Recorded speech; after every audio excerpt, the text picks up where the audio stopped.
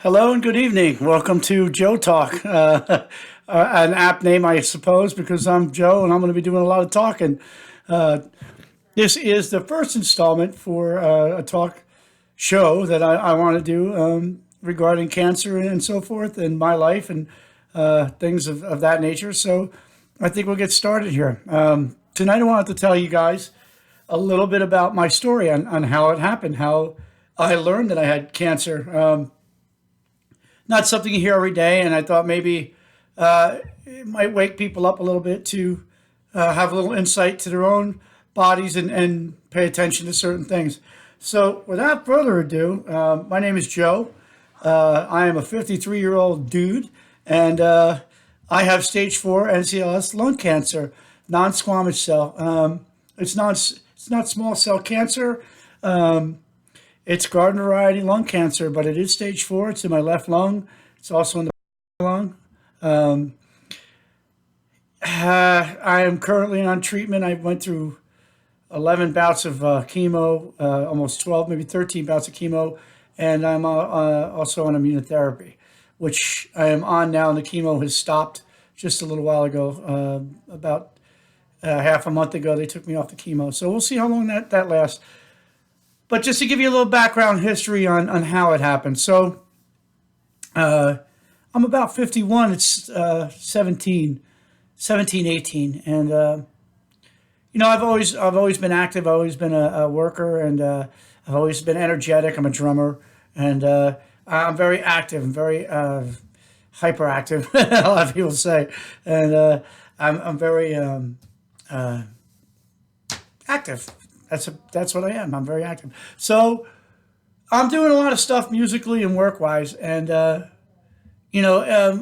working a lot. I was working about 7 days a week at that point, and I had started getting thin out of nowhere, just kind of like thinning out, and I was tired. I had been working full time, around the clock, pretty much, regular 7, 8 hour, 9 hour days, 10 hour days, but 7 days a week. And I had been getting, a little burnt from it. It had been a while, been a year or so that I've been doing it. So I was getting tired. Didn't attribute anything to it, just overworked and tired. I'm also playing the drums in a band, and we were doing some touring and so forth here and there. And it was busy. I was very busy, very active. And, everything was all right for a while, and I started to have pain in my lower back.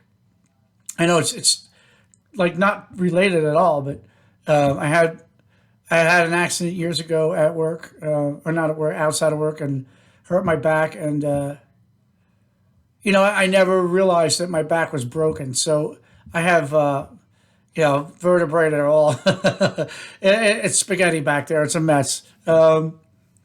So I've had back problems, and unfortunately, in 18, it became debilitating. I couldn't walk for a little while, a couple of days, and my back pain was so bad. I literally couldn't get out of bed, and doctors were involved in all that stuff. I didn't need surgery or anything. I didn't know what was going on. So it went on like that, and my lower back would hurt from time to time and get worse a little bit, and then get better and get worse. I didn't think anything of it. Just normal wear and tear. 50-year-old guy working in roofing for as long as I have been, and drumming, and being as active as I've been. I figured this is all just normal, stuff. So I go through the normal noises and forward into 18. I'm working, and I'm getting tired of this particular job. It's just becoming very stressful, and my back pain's getting worse. My lower back. So I'm attributing it to the amount of work that I'm doing, and I'm kind of in a position where I have to work to be with this particular company, and I'm wanting to get out. I'm wanting to leave. So we go down the line like that for a while. It's back and forth with my back pain, and the whole time I knew something was off. It was a feeling. It was a gut feeling, and this started all the way back at probably 17, late 17, early 18.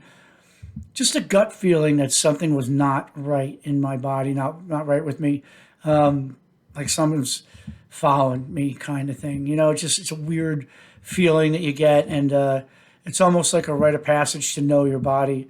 So I picked up on the vibes that my body's sending me, but I'm not reading them clearly, and I go on like that for a while. It affected everything. It affected my work. It affected drumming.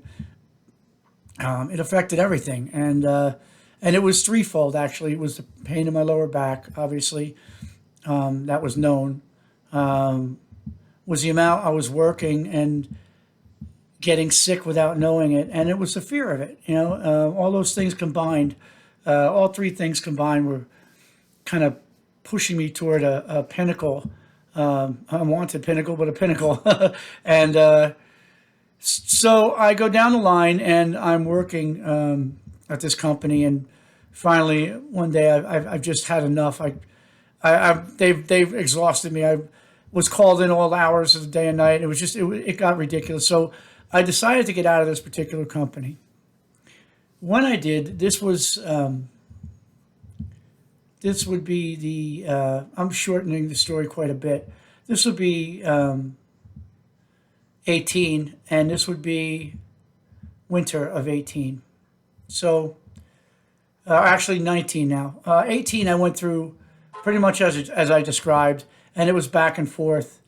One of the pinnacles in 18 would be Thanksgiving. I had another bout with my back, and I couldn't get out of bed on Thanksgiving. It was just, it was horrible. On my legs, I couldn't swing my legs out of bed. My lower vertebrae, L3, 4, and 5, are they were fractured. They were broken, and they never fused right, as other things as well. But I mean, as far as it went, I was healthy. I thought otherwise, but always that feeling of something's not right. And then, of course, I go to the doctor for pain management in my lower back. They do pain management, and 2 months later, it's now 19. Fast forward into 19 a little bit. They're doing the workup on my back, and I had finally gotten out of that job. I started with another company, very happy, great company, great people, great everything. It's just a great place to be, and I'm very happy there. I'm still employed by this particular company, and I love it. I was going to pain management now because my regular doctor, decided that it would be a good idea if we look into what's going on with the back. So we go in and we do an MRI of my lower back. The job that I'm working on is very labor intensive, and it requires, in some parts, getting down, even at 53, on your stomach, crawling under things and working very, small little areas, hard to get to, and very confined spaces. And we're doing that. I'm doing that. And I got to a point where I was working underneath one area, and I'll get back to that in a second. I'm going to back up again now to the pain management, where they did the MRI. So they do the MRI on my lower back, and I'm waiting for the results, and it's still hurting. But I did something to my upper shoulder too, and I can't, somewhere up in this area, and I'm not sure exactly what I did to it. Just probably pulled something, trying to take the stress off my lower back, I'm thinking. But that pain had been there. After I thought back for a while, I just kind of blocked it out. I guess I just pretended it wasn't there, so I could get up and go to work and do what I had to do, in the course of a day. And I did that. So what ends up happening is I go to work that night after they've done the test, and I'm waiting for the results of the MRI. I crawl under an area, and I'm underneath a piece of machinery that has, pipes and all kinds of stuff threaded underneath it. So it's like a big square above me of steel, and underneath it, above on the ceiling of it, right above me, there's all kinds of pipes and stuff hanging down, and metal, and a bunch of stuff, apparatus for pipes and hangers. And there's a piece of threaded rod. Threaded rod is essentially a screw. but it's long. Threaded rod could be 30 feet long if it wants. It's like a screw, but it holds the pipes, help to hold the piping up.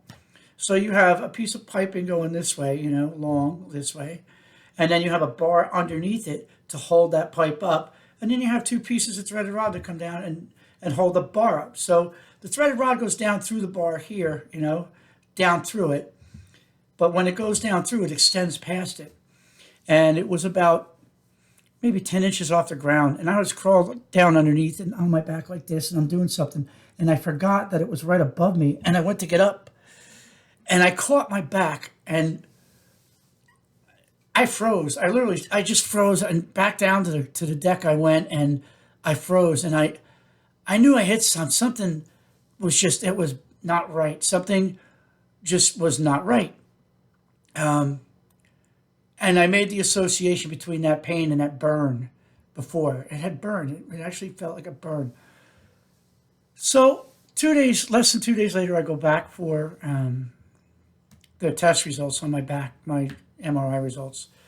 And you walk in, and I'm talking. This is the second outing with the pain management doctor. And I walk in, and I had listed on the sheet of pain, for pain level between 1 and 10, I put something like an 8.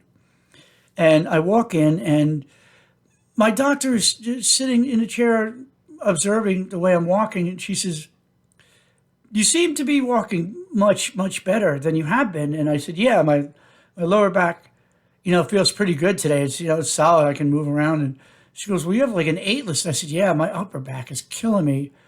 And she says, "Your upper?" I said, "Yeah, I hit it with a piece of threaded rod at work the other night, and, kind of hurts." And, at first she said, that's kind of, she thought about it. I said, "No, let me take a look." Took a look real quick, and sure enough, she said, "I don't think, you had piles of clothing on, and because it was winter, and it shouldn't have made a mark the way it did, and things weren't right." So she decided to call my PCP, my regular doctor, which she did, and he prescribed an MRI first thing in the morning of the upper, or CT scan, and then that is where I learned I had a tumor in my left lung. I remember the ferocity in his voice when I told him, maybe we could put it off for tomorrow, was when he said I had to get the scan. ASAP, first thing, no misses. My doctor had never spoken to me in that fashion before, so I knew, and I was getting nervous. I was getting kind of scared, and sure enough, I got a call, and later in the afternoon, I had to go back down to his office, and that's when he told me there was a tumor in my lung, my left lung, and suggested I go to pulmonology department and another doctor, and we went through the motions there, and I wasn't briefed as far as what I had. So by the time I reached my oncologist, I was unaware of the severity of things, I think, because she had, walked in, and Chrissy and I were both under the assumption, for all of you that don't know, Chrissy is my wife, my illustrious and very beautiful wife. We had no idea, what we were up against here. They made it sound almost non-committal, nonchalant, and, minor. It didn't seem like a big thing. And, I was just kind of bouncing around in there. Okay, hey, doc. She walked in, and how you doing? And she said, how you feeling? I said, "Oh, pretty good. I'm doing all right. I feel all right." And she gave me an odd look, and she goes, "Are you throwing up at all?" I was like, "No." She goes, "Do you spit blood up a lot?" And I said, "No." She goes, "Are you weak or tired?" As she's checking my joints and my flexibility. And I'm like, "No." She goes, "How long has it been since you worked?" I was like, 9 hours. This is all. She goes, "Do you know why you're here?" And I looked at her, and I said, "Yeah, I have a little spot of cancer. It's little tumor, a little baby tumor in there with a little cancer on it. Tumor's 1.3 centimeters or something. She said, no, that's the cancer size on the tumor. I said, oh, well, how big is the tumor? She said, well, it's about the size of a lemon. And I said, oh, okay. So we got a little serious. And I said, well, I'm glad, we can just, go in there and cut that cancer out or zap it out and call it a day. She goes, we can't do surgery on your lung or give you radiation. You're, you, it's past that point. And I said, past that point? I said, well, thank God it's only the one tumor. Maybe, we could shrink it out. She goes, but it's not just there. I said, well, but it didn't spread. She goes, but it did spread. And I looked at her and I said, well, if that's the case, I said, I held my breath for a second and I looked at her. I looked at the floor and I looked back up and I said, what stage is this? And she said, you're stage 4. And my whole world dropped out from underneath me. The whole world stopped. I didn't know what to expect. Oh, I couldn't hear anything. White noise, a wave of white noise washed over me, and I just sat for a second, and I was dumbfounded. I was literally dumbfounded, and Chrissy was turning white. Her eyes were starting to flail up in her head, and got her up and out, and the nurse took her and got her some water, and I didn't know what to say. I had no idea of the severity of it, and once I learned, something inside of me knew I had this monster for a while. So listening to that inner voice is something that's incredibly important. Even if doctors tell you that there's nothing there, challenge them, push them, make sure there's nothing there, because you don't want to have that feeling. I mean, I thought literally I was going to walk out with, a couple of radiation treatments and, everybody gets sick, a little cancer, okay, but stage 4, I had no idea. I had no clue, and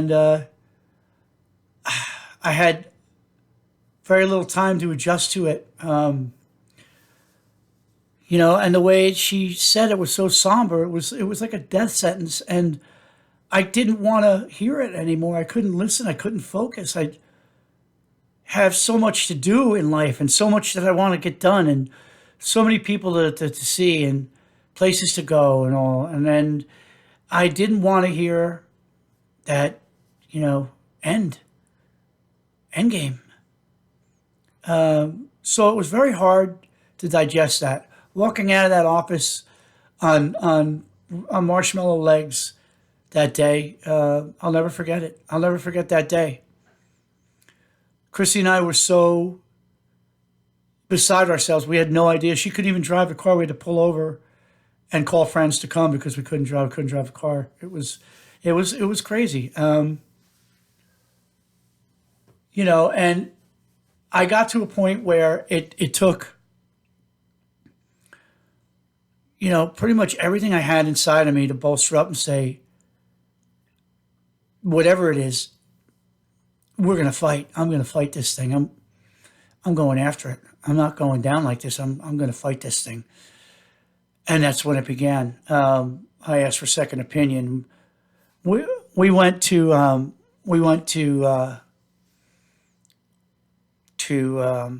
Sloan Kettering, and I got my second opinion. And I'll tell you the truth,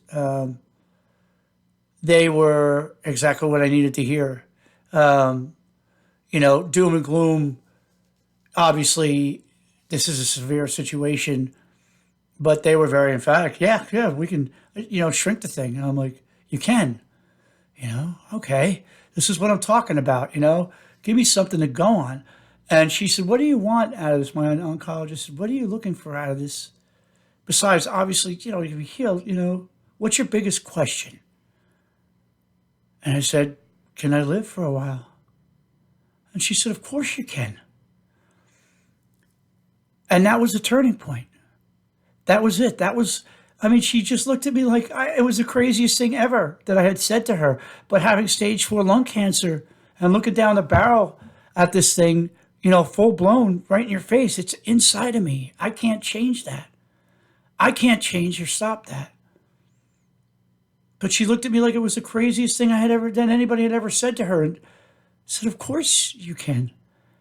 And it was like somebody opened a door and the fresh air flew in. And I looked at her and I said, well, that's all I've been waiting for. That's what I've been waiting to hear. That's it. I said, if you open the door just this much for me, just this much, I'll kick the door off the hinges and I'll do the rest myself. I haven't got a clue what that meant. I'm not exactly sure what I'm doing, but I'm doing it and it seems to be working. I'm happy. I'm gaining my strength back after a big bout, and that'll be another episode. I was